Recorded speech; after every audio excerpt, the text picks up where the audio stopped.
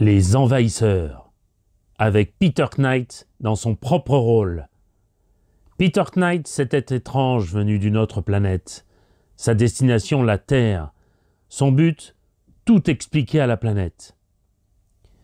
Peter Knight a tout vu. Pour lui, tout a commencé dans son premier livre, Une nuit, où il trouva la solution. Fatigué devant ses écrits, tout a commencé en voyant un vaisseau d'une autre galaxie. Maintenant, Peter Knight sait qu'ils sont là, qu'ils ont pris forme humaine, et qu'il lui faut convaincre un monde incrédule que le cauchemar a déjà commencé.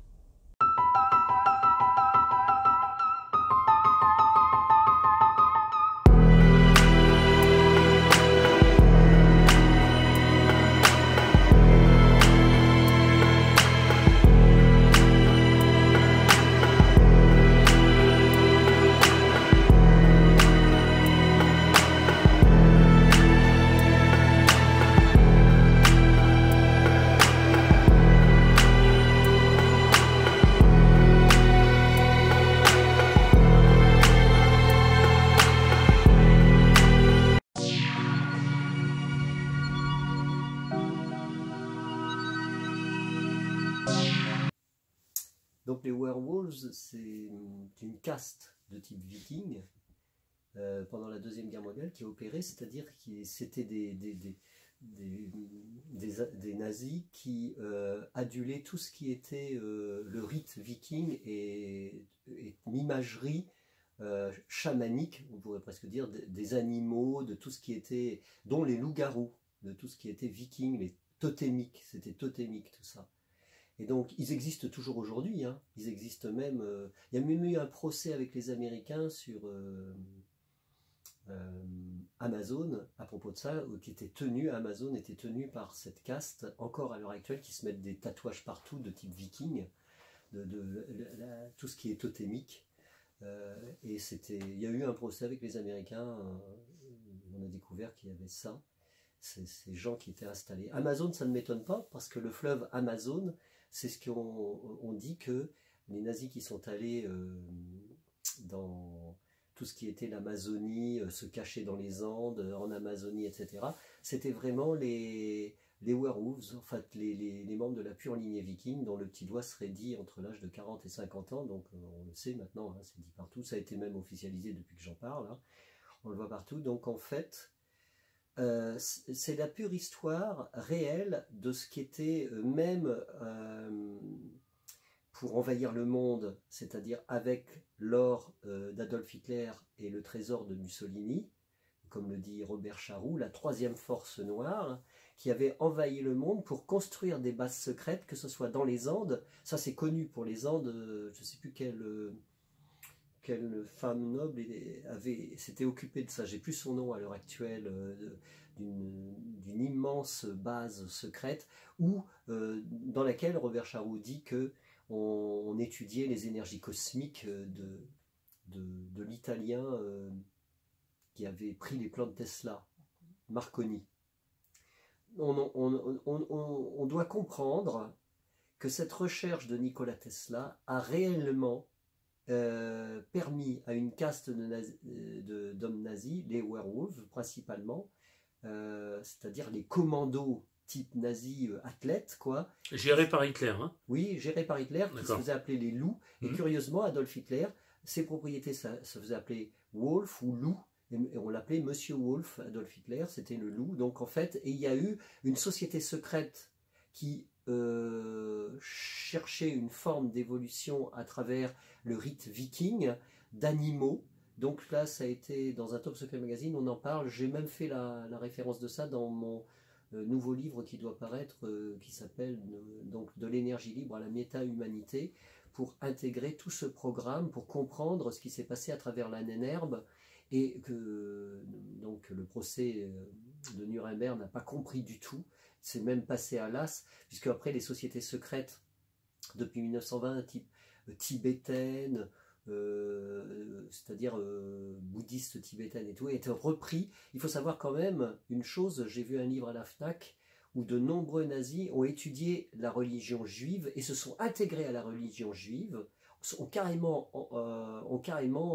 devenus des juifs carrément, parce que disons que les juifs à l'heure actuelle pour le pétrole c'est les gens les plus riches du monde, mais on est nivelé au consortium pétrolier et après on ne va plus dans l'énergie libre, puisqu'Adolf Hitler et tous les gens de la pure lignée viking voulaient les énergies alternatives magnétiques, super magnétiques. Donc en fait, il faut savoir comment ça s'est agencé. Et moi, les pilotes que j'ai pu voir, que je raconte dans mon deuxième tome, mon expérience du fait que mon père était emmené dans ces disques volants, c'était bien des êtres humains, hein, des femmes qui avaient de la poitrine, des hommes qui avaient une combinaison spatiale qui était musclée, qui était transparent. Cette transparence, c'est la semi-invisibilité, le camouflage à partir de ce qu'on trouve dans l'épisode Castle, là, dont j'ai parlé, la force invisible s'appelle cet épisode, où on parle justement on parle des poulpes qui tout à coup deviennent semi-transparents, se camouflent comme des caméléons sous l'eau, et ça a été étudié par les nazis, comme par Tesla, et par d'autres encore, d'autres chercheurs. Et donc moi je pense que cet épisode de Castle est très important pour montrer la manipulation au niveau d'Hollywood, pour nous faire croire que tout n'est que de la science-fiction, alors qu'en fait c'est la réalité, mais complète. Il nous parle de combinaisons d'accélération au niveau physique, et qui fait que les métamatériaux sur cette combinaison font que l'homme devient visible, exactement comme ce japonais qui a inventé la fameuse cape de Frodon qui rend invisible, comme dans les films du Seigneur des Anneaux. Donc tout ça existe réellement, mais nous, comme on passe par les films, comme on passe par personnes interposées par les gouvernements, on n'a pas la solution de ce que savoir pourquoi l'homme s'est incarné sur Terre, pour en arriver justement à joindre, à fusionner les 5 éléments, hein, la terre, l'eau, l'air et le feu et l'électromagnétisme de la Terre, pour devenir un nouvel être. Et ce ne sont que les élites qui ont droit à ça, et se font ensuite passer pour des extraterrestres pour pas qu'il y ait de commission d'enquête une fois qu'ils sont transformés en demi-dieux, quoi. Donc voilà. Donc tous nos énarques, tout ça, quel intérêt ils ont à nous cacher tout ça? Ben, l'intérêt, c'est qu'on est trop sur Terre pour eux, et il faut des esclaves. Donc il faut les servir.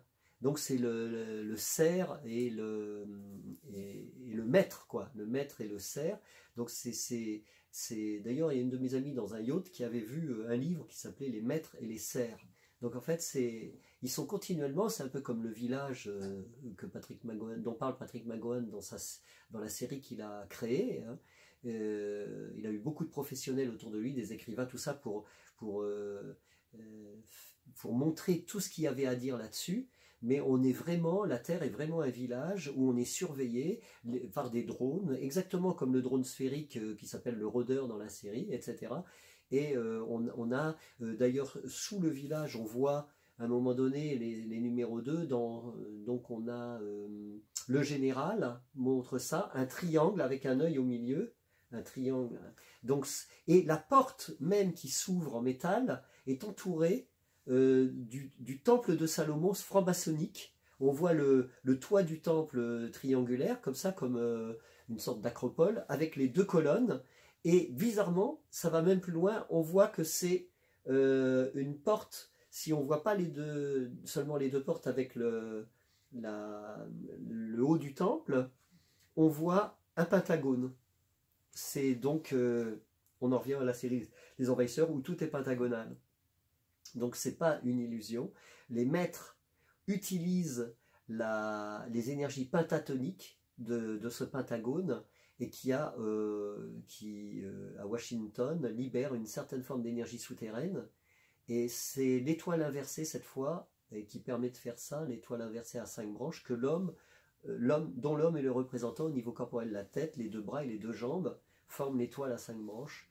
Donc on dit dans le mythe ancien que Salomon, donc si on parle de la porte de Salomon dans le village, qu'on voit dans l'épisode Le Général, on dit que Salomon avait perdu sa bague en forme de pentagone, et un démon sous la terre l'a reprise. Donc en fait, je pense que des gens, selon le code Adamski, où tout est pentagonal, des gens souterrains habitent sous la terre et ont pris la connaissance de Salomon et d'autres encore pour asservir l'humanité, c'est-à-dire créer une magie, parce qu'on dit que ce pentagone, d'ailleurs je crois que j'en ai plus où. Est-ce que je l'ai là? Je ne sais pas. Je vais vous le montrer. Une image, oui. C'est l'image qui est sacrée. C'est une image sacrée. Je ne sais pas où je l'ai mis. Du coup, je l'avais préparée. J'ai trop préparé les choses. Et je n'ai plus cette image sacrée. Bon, ça fait rien. On voit en volume le Pentagone, un édifice donc qui est en volume et qui représente une protection complète, quoi. Donc l'armée américaine les armées qui utilisent l'étoile à 5 branches dans un cercle ou le Pentagone, c'est de la magie. C'est pas du tout un symbole de l'armée. D'ailleurs, c'est pour ça que les stars d'Hollywood ont l'étoile à 5 branches et les généraux sur leurs épaules ont les étoiles à 5 branches. Ça fait partie de cette magie. C'est un pentagramme. Oui, le pentagramme, c'est ça. C'est le pentagramme ou le pentagone ou tout ce qui évolue autour de l'étoile à 5 branches, qui est le pentagone n'étant que les lignes du pentagone n'étant que ce qui rejoint les 5 pointes de l'étoile à 5 branches. Quand on trace quand on fait un tracé des 5 points jusqu'aux 5 pointes de l'étoile à 5 branches, ça forme un pentagone, on dessine un pentagone. Au centre, ça cache l'étoile à 5 branches. Et l'étoile à 5 branches, c'est sur les jeeps de l'armée dans un cercle, etc. Tout ça, c'est de la magie. Ça fait partie de l'élite mondiale. Les francs-maçons utilisent surtout cette étoile à 5 branches plutôt que le sceau de Salomon. Bien que pour certaines choses magiques, il faut utiliser le sceau de Salomon, mais c'est l'étoile à 5 branches qui est la plus puissante, et ils le savent très bien. C'est pour ça qu'il y a les étoiles de l'Europe, l'Union européenne, c'est des étoiles à 5 branches. Tout ça, ça fait partie de l'élite mondiale qui a compris tout ça.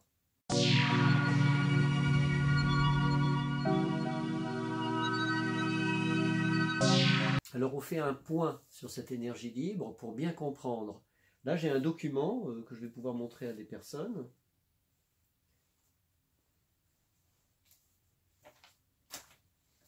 Alors je ne sais pas si on peut le voir là. Voici ce qu'il y a de marqué. La lettre H était censée désigner les élus, les missionnés de la démarche hitlérienne. La lettre H. Vous voyez? Donc on peut se demander, à partir de ça, la lettre H, Hitler, Himmler, enfin tout ce qui est H pour certains SS qui étaient les élus de l'époque. Donc ils avaient, d'ailleurs c'est même marqué là dans cet article, où on voit donc Adolf Hitler un peu comme Saruman. D'ailleurs nous avons un H. Nous avons un H important en ce moment, puisque sur Instagram on parle d'hashtag avec un H. Ah oui, c'est ça. Voilà, donc la communication. Ah ben c'est très très bien ça. Donc il est expliqué, le corps des SS était une espèce de vivarium dans lequel l'ordre réel et secret extrayait ceux qu'il jugeait dignes d'accéder à l'initiation nazie des élus. Mais ces loges secrètes, en réalité, ont perduré. Ça a commencé des loges orientales, bouddhistes, tibétaines, etc.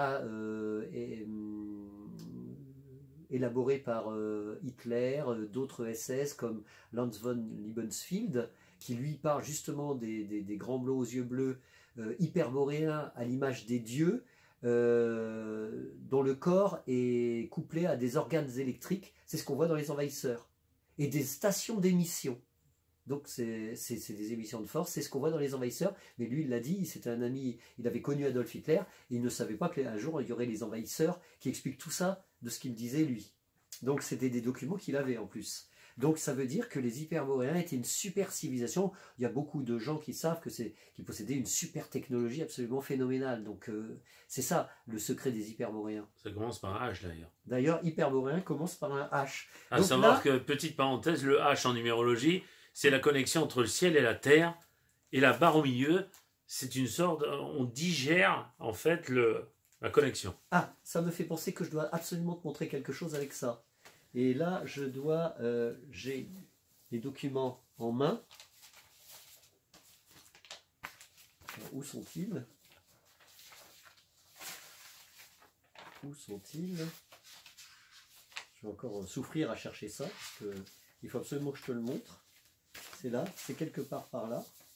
Donc je l'ai. Voilà.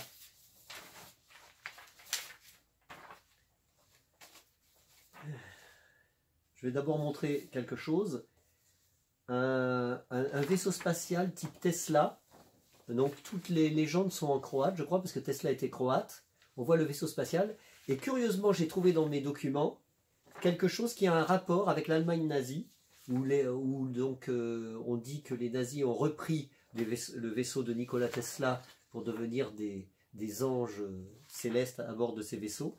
Or, ce vaisseau, qui était à l'origine un plan de Nikola Tesla, devient ce plan, cette maquette du Hornbu 3, qu'on retrouve ensuite en dessin ou en peinture en Antarctique, et c'est la revue Brisant qui parle de l'attaque contre l'armée de l'amiral Byrd, venu avec un énorme navire, le Mount Olympus, le mont Olympe.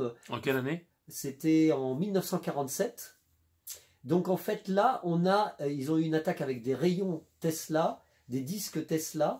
Donc ça rejoint ce qui semble être la soucoupe des envahisseurs, qui est un Hornbu. On voit les deux photos de Hornbu, mais chez l'affaire Humo, dont les Espagnols ont dit que c'était des grands blonds aux yeux bleus, on voit la lettre H sous l'OVNI, et c'est l'ancienne armoirie des nazis au niveau de la Gestapo. Et on le voit là, c'est marqué dessous, je peux vous le lire, un signe, je vais mettre mes lunettes, où sont mes lunettes? Je vais mettre ça, c'est pareil. Un signe de la 9e SS Panzer Division Hohenstaufen. Voilà, Hohenstaufen. Donc là, ils ont changé seulement l'épée. Il n'y a plus la marque de l'épée, mais il y a bien cette marque-là. Et là, on peut comprendre. Il faut savoir que c'était les Werewolves qui possédaient cette haute technologie, qui ont fait la guerre jusqu'en 1948, date de l'ouverture d'une base à Dulce, et dont le professeur Benewitz a vu des disques volants du CIA américain. Il faut savoir que les hommes en noir du CIA étaient les anciens de la Gestapo. C'est-à-dire que ce sigle, provenant soi-disant, ces disques soi-disant selon l'affaire Humo, viendrait de l'étoile Wolf. Or, c'est les Werewolf, c'est-à-dire Monsieur Loup, Adolf Hitler, qui se faisait appeler Monsieur Loup, avec ses propriétés qui s'appelaient Loup. Et donc là, il ne venait pas de la planète Wolf. C'est un mythe qu'ils mettent entre eux. Pour l'affaire a commencé avec un chalutier en Islande qui a rallié des tas de gens, c'est-à-dire soi-disant des extraterrestres, mais qui n'étaient qu'en fait que ces grands blonds aux yeux bleus, pour dire que le moment était arrivé de se faire passer pour des extraterrestres, c'est-à-dire Humo, quoi. Voilà, et le langage soi-disant extraterrestre, j'ai découvert en étudiant que c'est un langage synthétique créé de toutes pièces par un ordre nordique. Donc en fait, ça n'est même pas un langage extraterrestre. Ces langages synthétiques ont été créés pendant la Deuxième Guerre mondiale par Adolf Hitler. Ils ont commencé à coder leur guerre. C'était le premier Adolf Hitler à créer tous les codes, des tas de codes. Et c'était très intelligent de faire ça. Donc les espions se faisaient passer pour des extraterrestres au niveau de l'affaire ufologique de Humo. Voilà, voilà. Et tu enchaînes donc avec J'enchaîne. LSD. Je voulais dire que à propos de l'élite dont je vous ai lu, qui était le H utilisé, donc la lettre H était censée désigner les élus, les missionnés, et de la démarche hitlérienne. Eh bien, nous avons une bande dessinée montrant un homme qui, dans les histoires des fantastiques, utilise un rayon de la haine pour détruire la civilisation humaine, et ce rayon est catapulté sur la Lune par une arme laser et revient chez ce chef de gang où on voit la lettre H justement, et il s'avère à la fin que c'était en 1963, donc Stanley disait qu'Adolf Hitler n'était pas mort. Quand on enlève sa cagoule, il s'agit d'Adolf Hitler. Ce qui veut dire que c'est un code. En fait, c'est vrai, puisque maintenant on le dit, un des membres du CIA est en train de parler et dit que Adolf Hitler n'est jamais mort dans son bunker. Il s'est retrouvé en Amérique du Sud. Eh bien, dans cette bande dessinée, il est révélé que Adolf Hitler se déplace dans un vaisseau. Alors je vous montre la photo du vaisseau, souterrain, comme exactement dans les Doc Savage, la mélodie de la mort, où des vaisseaux sillonnent le monde souterrain de la Terre. Et là, vous voyez cet engin, et Stanley Lieber écrit une petite note là-dessus, note qui vient du créateur de cette bande dessinée. Alors voilà, contrairement à ce qu'on pourrait croire, un tel engin n'est pas si fantaisiste. Il paraîtrait que les Russes sont actuellement en train de travailler à la conception de quelque chose qui y ressemble. Donc là, on est exactement dans la mouvance de cette technologie, c'est-à-dire technologie, c'est ce qu'on voit dans les envahisseurs. On promet aux êtres humains qui collaborent avec les envahisseurs d'accéder à cette technologie, l'accès à cette technologie qui mène même à l'immortalité relative. Voilà, c'est donc tout ça et les codes représentés dans ces bandes dessinées sont réels. C'est pareil pour Doc Savage, c'est pareil pour les 4 Fantastiques. On a en fin de compte tout le topo de l'élite qui est, comment on peut dire, qui prend son pouvoir de la recherche hitlérienne directement copié sur les recherches de Nikola Tesla et de Victor Schauberger et d'autres encore, donc de celui qui à Castle Coral a utilisé une petite boîte noire pour magnétiser ses pierres. Et tu parlais de N, ça commence par un H aussi.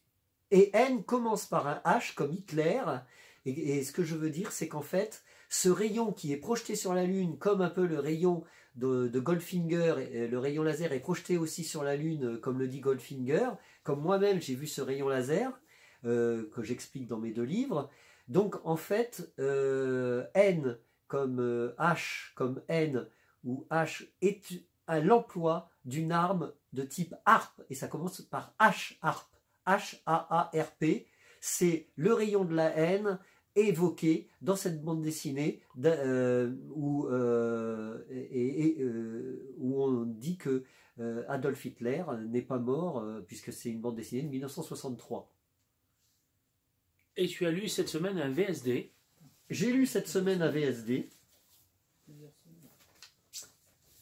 Et voilà ce VSD, 40 ans, donc c'est Macron. On pourrait lire l'anagramme à travers Macron de monarque, c'est-à-dire qui est une recherche de l'empire presque aristocratique, surhumain, on pourrait presque dire ça. C'est pas une critique que je fais à Macron, mais c'est pas de sa faute, il s'appelle Macron. Mais on voit derrière tous ces codes qui feraient partie d'une sorte de, on pourrait presque dire qu'un plan d'ensemble qui nous permettrait de lire le futur. Et justement, ce VSD a été imprimé, le premier est imprimé au cours de l'année 1977, comme Macron est né en 1977, et après on élabore un futur sophistiqué, où Macron serait toujours un de ses représentants, un des représentants importants, élus, quoi. Et j'ai été surpris de lire le petit scénario que le journaliste a concocté, comme s'il avait été inspiré par quelqu'un en arrière-plan, parce qu'on lit sur un passage « La Tesla Tang à énergie libre, captant l'électricité spatiale par une antenne géante ». C'est tout à fait Tesla, hein, une antenne géante, ça capte l'énergie libre, donc ça n'est pas anodin de lire ça. C'est-à-dire que le rêve de tout gouvernant, c'est de posséder l'énergie électromagnétique de Tesla. Or, bizarrement, Macron se fait appeler Jupiter. Jupiter, c'est le corps électromagnétique de la Terre, c'est notre propre corps électromagnétique. C'est-à-dire, comme Nikola Tesla devenait Zeus, ou Jupiter, hein, c'est ce qui a été dit plusieurs fois, il tenait dans ses mains la boule de fou de 50 000 watts sans être électrocuté grâce au maillage magnétique, de champ magnétique que générait la bobine. Donc là, on est vraiment, là on arrive à la conclusion que les grands de ce monde, dans la cour des grands, se joue le destin de certains élus pour l'accès à l'énergie libre et l'immortalité relative. Et regardez, il y a marqué Emmanuel Macron en 2057 l'immortel. L'immortel, la référence avec l'énergie libre génère l'immortalité relative, c'est vrai. Et c'est vrai, je peux vous l'affirmer, que c'est vrai que les corps sont régénérés dans ces disques volants. Je suis allé dans un de ces disques et c'est vrai. Donc moi, je ne suis ni un agent secret, ni Macron, ni rien, et pourtant je sais toutes ces choses. Donc je suis une sorte d'agent universel qui avertit la race humaine pour proposer une étude, c'est-à-dire par étude profonde de ce qui s'est passé, qui nous a échappé dans l'histoire. Pourquoi la Deuxième Guerre mondiale, c'était pour développer le moteur électromagnétique, et pour une élite, et donc à savoir où est cette élite maintenant. Certainement, comme le dit Benjamin Fulford, le journaliste auprès des milliardaires japonais, qui dit que avec ces milliards qu'ont Rothschild et Rockefeller, il pourrait avoir une base sur Mars. C'est certainement la vérité. Il ne faut pas voir aucune science-fiction là-dedans. Tout est simple. Moins vous voyez que c'est de la science-fiction, plus vous voyez que c'est la réalité, plus vous vous réveillez, vous avez la motivation de revivre afin de tendre vers cette super humanité. Ça veut dire que mon dernier ouvrage, ça sera de l'énergie libre à la méta-humanité. Elle transforme le corps humain, c'est comme le disait Maurice Katchoun-Jessop, quand un champ magnétique est généré soit par un vaisseau spatial, soit naturellement, eh bien, ça entraîne un changement de phase de la matière. La matière devient autre chose, exactement comme la chenille qui, dans une chrysalide, va devenir un papillon sur le plan concret de la troisième dimension, ou comme un morceau de charbon, comme on est une unité de carbone nous-mêmes, un morceau de carbone va par compression devenir un diamant, et les diamants sont éternels. On arrive à l'état d'immortalité relative. Voilà le secret des disques volants, c'est-à-dire les êtres humains qu'il y a dedans accèdent à l'immortalité et leur corps devient un diamant, comme moi je pouvais voir les corps transparents de ces pilotes de l'âge de 3 ans à l'âge de 8 ans. Je mets mon expérience personnelle dans le 2e tome. Et ça n'est pas du baratin, j'ai réellement vu ça.